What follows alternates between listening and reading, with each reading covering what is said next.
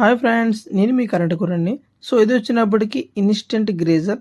So ఇది వచ్చినప్పటికి ఆటోమేటిక్గా మన స్విచ్ ఆన్ చేయగానే, అంటే ఇది ఎప్పుడు డైరెక్టర్ ఉంటుంది, ఎంసీబీ అనేది దీనికి పెట్టుకోవాలి. ఇది వచ్చేటికి 3 పోల్ ఎంసీబీ మీద ఉంటుంది, సింగిల్ ఫేస్ ఎంసీబీ మీద అవ్వదు. సో 3 పోల్ ఎంసీబీ పెట్టుకోవాలి, 3 ఫోర్స్ కరెంట్ కూడా ఇవ్వాలి, 6 గేర్ వైర్ లాగాలండి, 4 గేర్ ఎర్తింగ్ అని లాగాలి.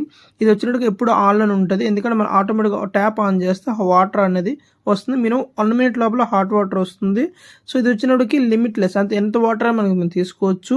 అలానే దీన్ని టెంపరేచర్ వచ్చినప్పటికి 60 వరకు హైయెస్ట్ పవర్ ఉంటుంది. సో మనం తగ్గించుకోవచ్చు, పెంచుకోవచ్చు, అది మన ఇష్టమే ఉంటుంది. బట్ గ్రేజర్ అనేది మొత్తం ఇన్స్టాల్ చేశాక అక్కడ స్విచ్ ఉంటుంది చూసారా, ఆ స్విచ్ అనేది ఆన్ చేయాలి. ఎందుకంటే ఆన్ చేసిన తర్వాత ఇది వర్క్ అవుతుంది. నెక్స్ట్ ఎప్పుడైనా మనకు ఫ్యూచర్లో ప్రాబ్లం అయితే ఆ లోపల అది ట్రిప్ అవుతుంది. సో దాన్ని మళ్ళీ మనం ఆన్ చేసుకోవాలి. ఈ ప్రోడక్ట్ మాకు వచ్చినప్పటికి కొరియా నుంచి వచ్చిందండి. సో ఇది మా మాదాపూర్లో ఫిట్ చేసాం. దీని కాస్ట్ వచ్చినప్పటికి అరౌండ్ 40-50,000 ఈజీలే ఉంటుంది. సో ఇదండి. సో దీనికి 3 ఫేస్ కరెంట్ మాత్రమే ఉండాలి, సింగిల్ ఫేస్ అంటే అవ్వదు.